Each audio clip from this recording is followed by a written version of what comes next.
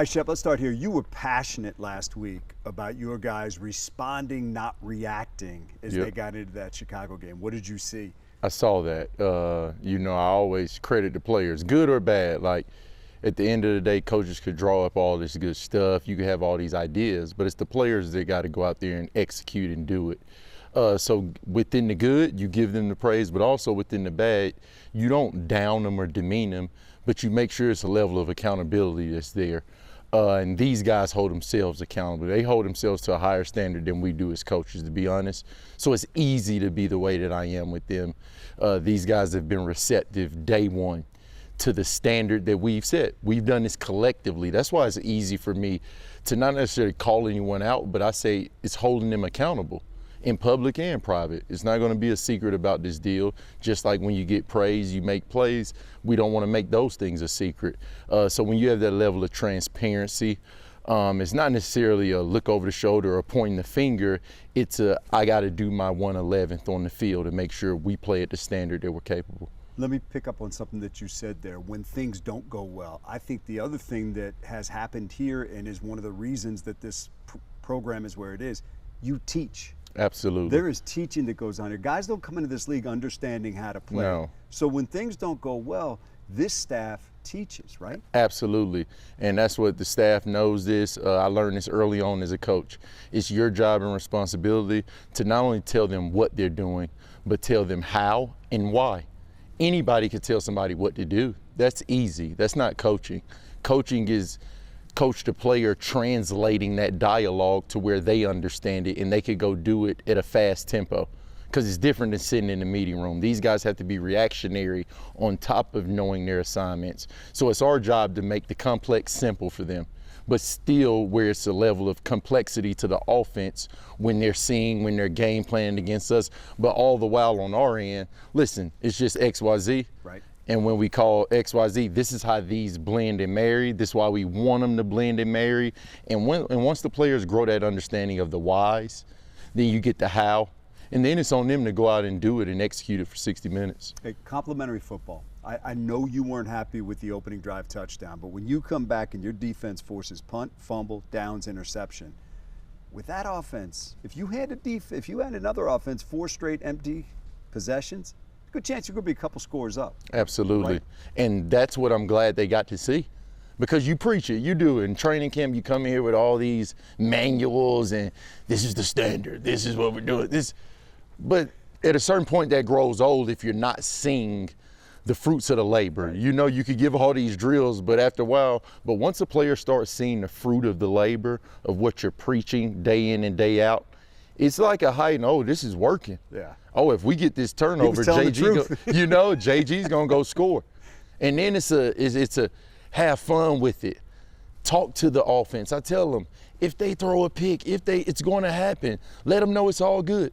I see you in 3 plays. Right. That's just, it's a way you wire yourself to where within the storm, you're the calming presence. And without even knowing it, if it's a part of your DNA, it's a part of your structure, you don't have to manufacture it, so to say. Lamar, this week, the challenge.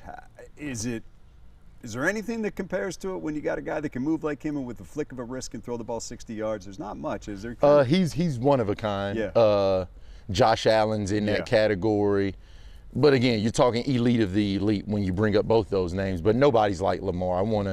He's kind of in a dynamic of his own with the explosive capabilities he has every single play. And guys tried to peg him and deem him early in his career as he's not a pocket passer. Well, who is? Are you telling me Patrick Mahomes a pocket passer? Yeah.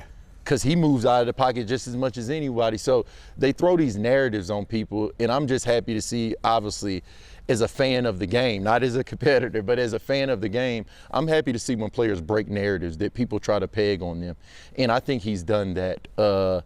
He's a complete quarterback. He can hurt you in the pocket, out of the pocket.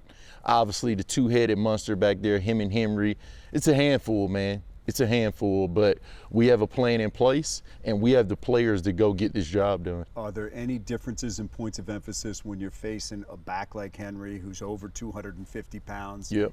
And how you approach him to get him on the ground? Absolutely. It's going to take all hats to the football.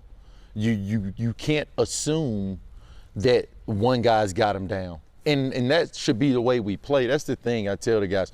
We shouldn't have to change anything. Our level of physicality, our population to the football, all these things that we're preaching this week is what we preach every week. Right. It's what we preach week one, the day we got here. That's the way you play winning football on the defensive side. But with him, it's an uptick. I'll be kidding to tell you because it may take more than 2. Sure. And that's just reality. And again, credit to D. Henry, man. Again, people try to say he's long tooth in the nail for a running back. To me, he's just as good as he was his rookie year. So, you know what I mean? So, just listen. Obviously, as a competitor for those 60 minutes, you know, it's us versus them. But outside of that, I take my hat off to the things that organization has been able to do. Growing up, it was a team I looked to as a defensive player and things like that. So, you know, it is what it is. We know the task at hand, but I also think that they know the task at hand. It's 2 respectable opponents, and it's going to be a great night Monday. Hey, last thing. Is this one of those times where you just embrace this experience where it's just you going into that stadium, it's going to be their people, Yep. It's you and your guys, and everybody, your brothers are right around you. Is this one of those moments where you just embrace that? Sometimes it's crazy because there's nothing that can ever compare to Ford Field and being in there feeding off our freaking crowd. Those guys has been around 30, 40 years before I was born. There's ticket holders who's been sitting in them same seats. But it's a little something different when you go on the road and you know, you look to your right, you look to your left, you look in front of us and it's Dan Campbell standing right there and you know that's all we need. And you know this is all we got, this is all we need. Now, we're fortunate to have a fan base that travels, so I don't know if they're gonna pack it out like they think.